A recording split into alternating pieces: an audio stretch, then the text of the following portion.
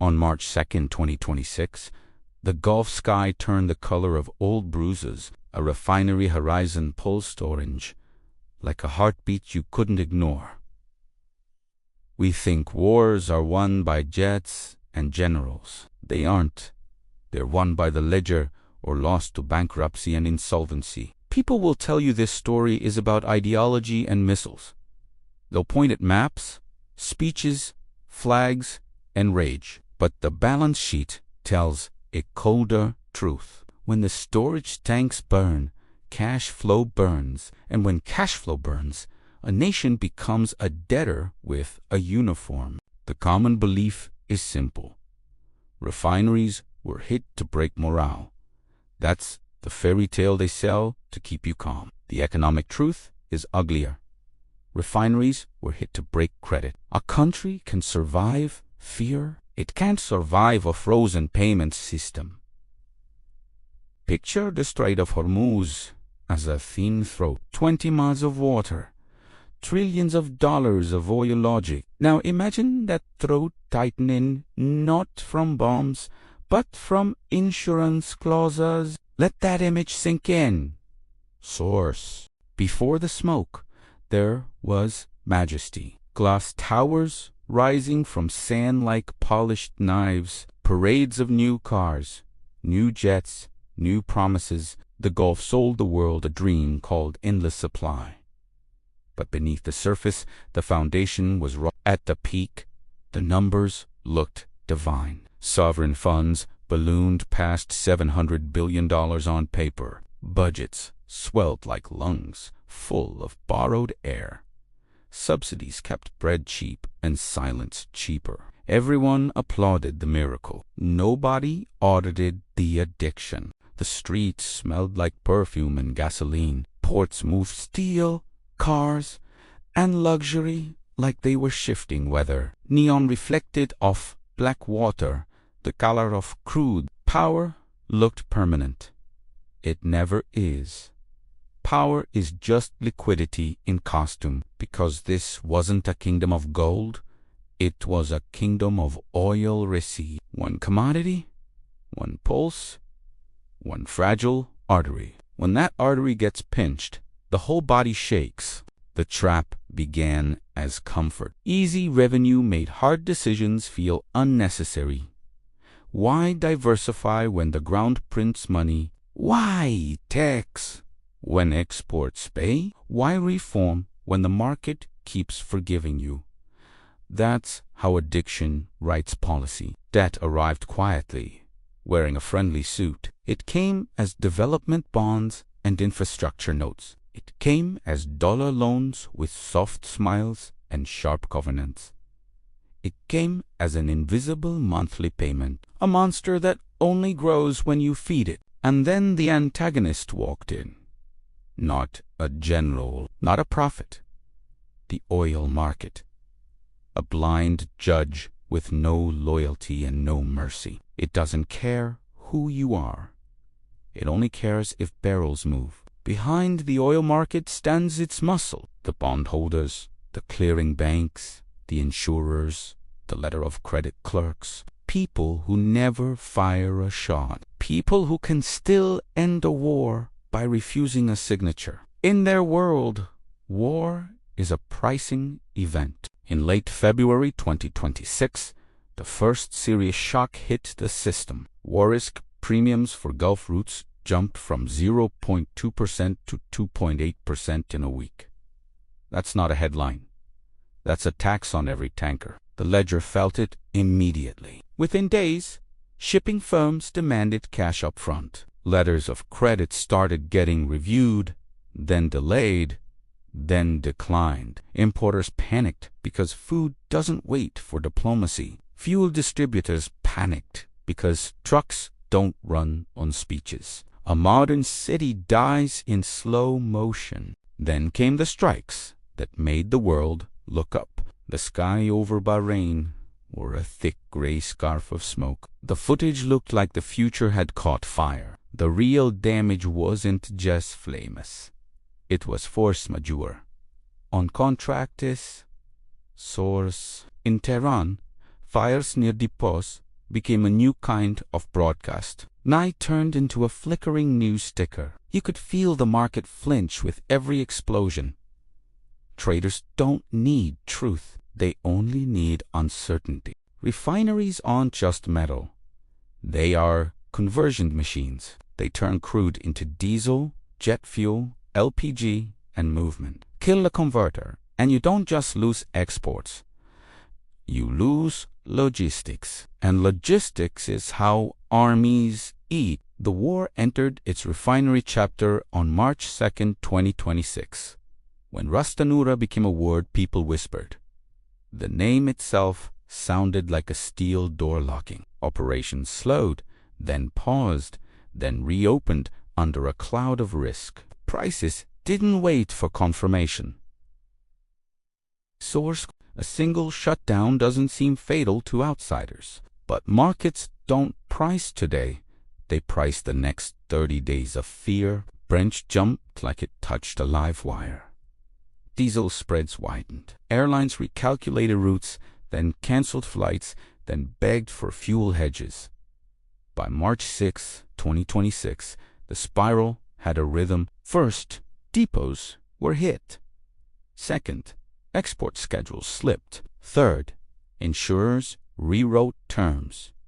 The gold was gone. The credit was frozen. The allies had turned away. That's how collapse sounds when it's still polite. The damage wasn't just barrels lost. It was refining capacity going dark, hour by hour. Analysts in glass offices whispered a number. 1.9 million barrels per day, offline across the Gulf. Whether the figure was exact didn't matter. The panic was exact. Every refinery outage forced the imports of finished fuel. That's a cruel joke in an energy kingdom. Paying dollars to buy your own lifeblood back. Paying premiums on top of premiums, like selling your coat to buy heat. Governments reached for the oldest lever in a crisis. They spent.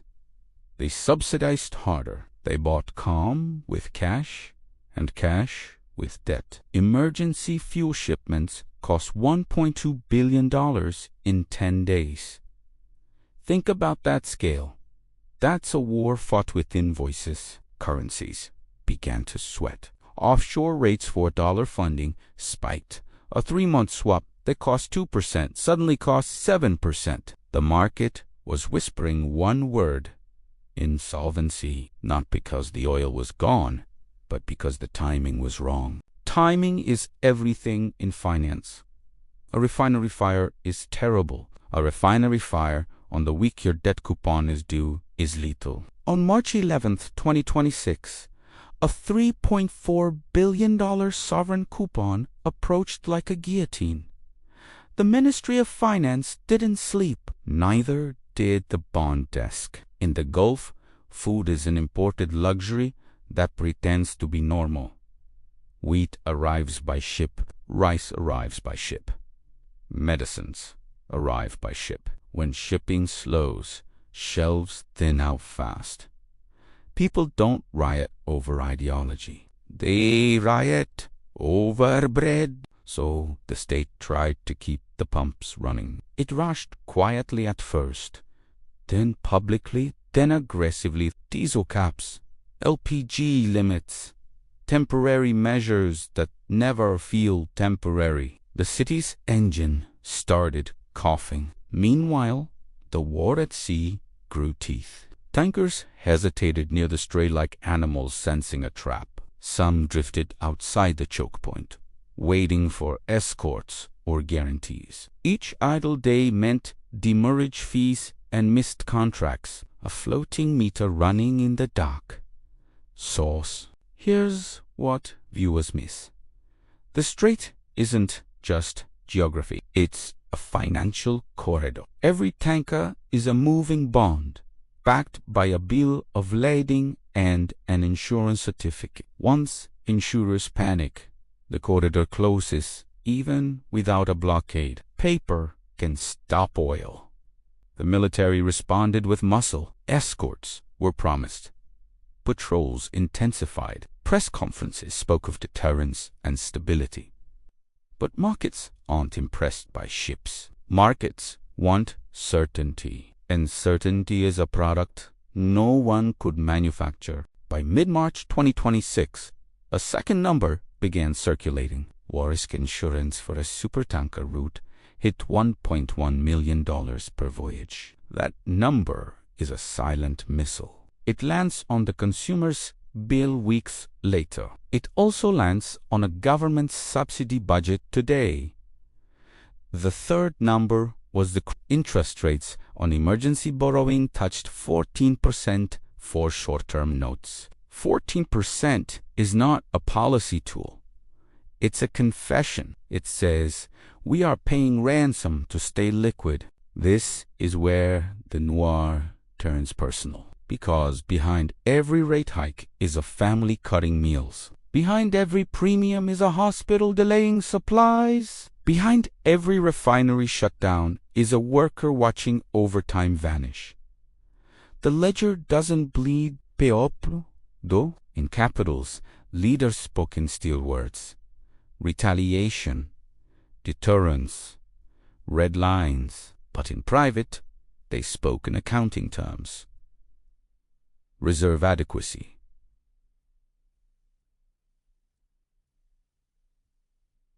Dollar coverage. Refining throughput. A war cabinet is just a budget committee with louder consequences. The region tried rerouting exports through pipelines, but pipelines are not magic. Capacity is limited. Maintenance is constant. A pipeline can't replace a sea lane overnight. That gap becomes a price spike. And spikes become political fractures. Now meet the quiet villain of this episode, the clearing bank. It doesn't hate you. It just follows compliance, risk, and profit. When the conflict intensified, banks began rejecting transactions tied to certain ports. Not because of morality, because of chargebacks and sanctions exposure. The result was a cash choke. Companies couldn't pay suppliers. Suppliers demanded prepayment. Prepayment drained reserves. Reserves triggered rating warnings. Rating warnings raised yields. Yields raised the cost of survival. That's how a balance sheet becomes a battlefield. On March 18, 2026, the first major downgrade hit like a slap. Not necessarily the rating itself, the outlook. Negative. That single word turned lenders into predators. It made refinancing feel like begging at a locked door. It made bankruptcy feel like weather. The state tried a bond auction anyway. It offered $5 billion in notes. The demand came in weak, shy, insulting. Investors wanted 16% yields and collateral language. Collateral language means one thing: foreclosure with a pen. That's when the war changed character. Airstrikes could break tanks, but the market was breaking sovereignty. Sovereignty isn't a flag. It's the ability to pay your bills without asking permission. Remember that line? You'll need it.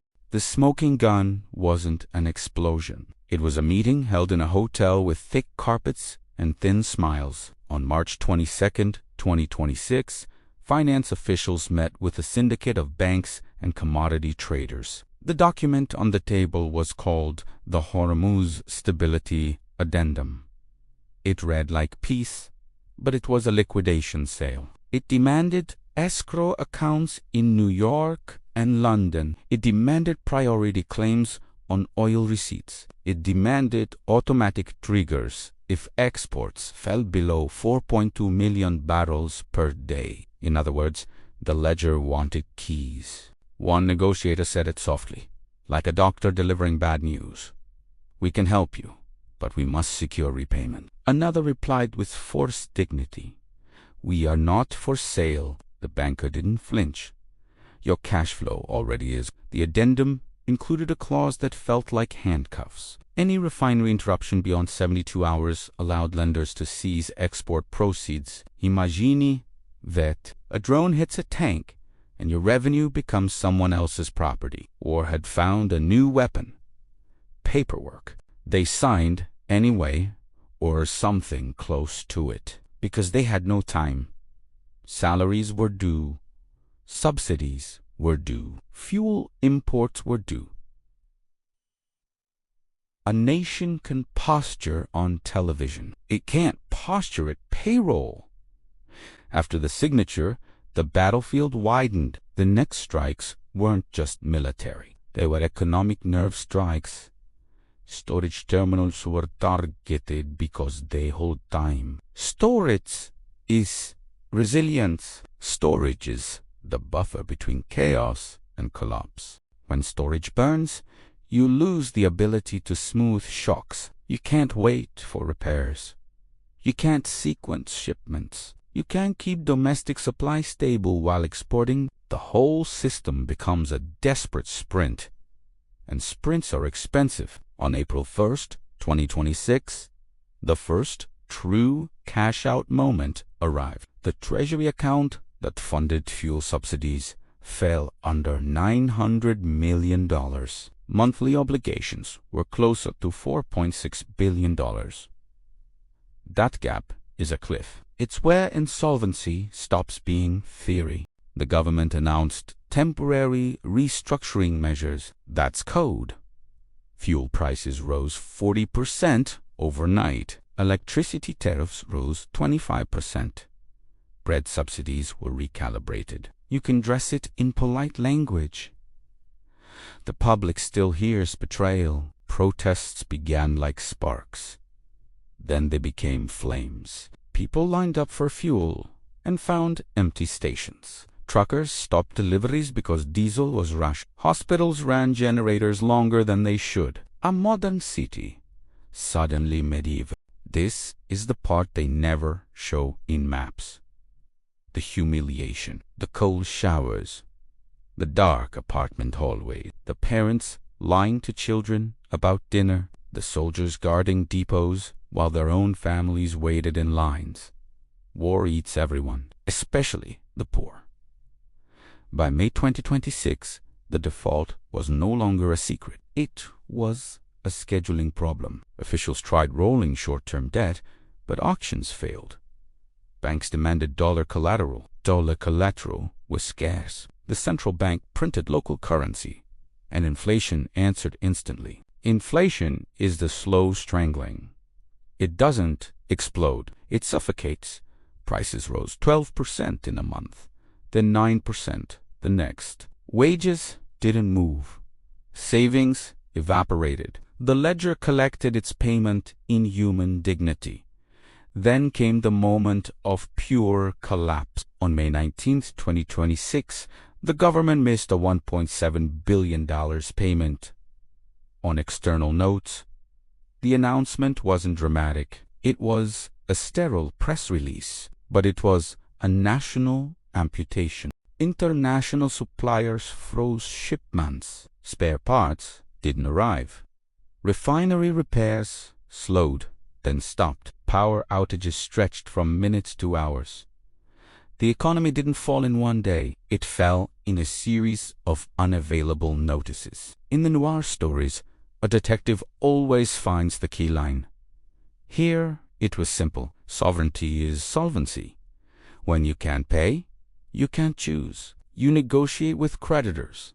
Like a tenant negotiating with a landlord, the rent always wins. Foreign allies offered sympathy and limited aid. Aid came with conditions and monitoring.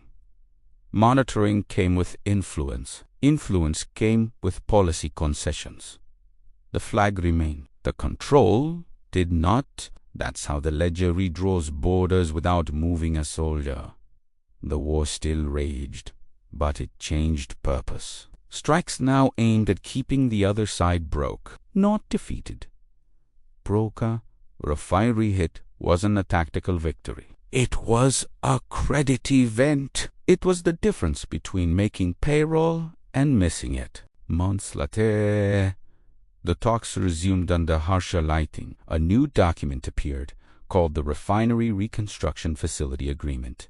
It promised $12 billion over 5 years. It also demanded revenue pledges, audits, and external supervision. Reconstruction became a mortgage on the future the country accepted because there was no clean alternative. Reconstruction meant jobs. Jobs meant fewer riots. Fewer riots meant political survival, but the price was generational. Debt has a long memory, longer than any leader. Now let's talk aftermath. The part history textbooks rush through. The debt was restructured in 2027 with a 35% haircut and a longer maturity. That sounds merciful. It wasn't. The new bonds paid 9% interest for 20 years, a slow bleed forever. For the next decade, budgets became funeral plans for ambition. Schools were underfunded. Water projects stalled. Hospitals lacked equipment. Every year, billions left the country as interest, not for weapons, for permission to exist in markets. The scars became cultural. Families stopped trusting banks. Businesses hoarded dollars like contraband. Young people saw government promises as jokes. The social contract broke quietly, like a cracked pipe behind a wall. You don't notice until the house smells like mold. By 2036, the state tried to celebrate recovery. Oil exports stabilized. Some refineries returned. The skyline looked normal again from a distance, but the ledger still owned the rhythm. Every budget meeting began with debt service. Every dream started with a payment. The final check, according to the restructuring calendar, was scheduled for August 2047, 21 years after the refinery chapter began. Think about that. A few weeks of strikes, and a generation grows up under interest. That is the real blast radius. By 2047, the last bond redemption hit the account like a quiet sunrise. No parade, no fireworks, just an entry on a statement, a line item disappearing. That's how financial wars end. Not with victory music, with a cleared balance. So, what did this war in the Gulf really target? It targeted storage, which is steamy. It targeted refining, which is movement. It targeted the strait, which is paperwork. And it targeted credit, which is sovereignty wearing numbers. If you remember only one lesson, remember this. Armies fight battles. Accountants decide. Endurance. When the ledger turns against you, patriotism becomes an overdraft. And overdrafts always come with fees. Next time you see smoke over a refinery, don't just think war. Think cash flow. Think insurance. Think default risk. Because the modern battlefield is a balance sheet with scorch marks. Source. If you want more stories where history is solved like a crime scene, subscribe to the channel. Stay ahead of the people who only watch the missiles. We follow the money, the debt, and the resources. Because the ledger doesn't lie, it just collects.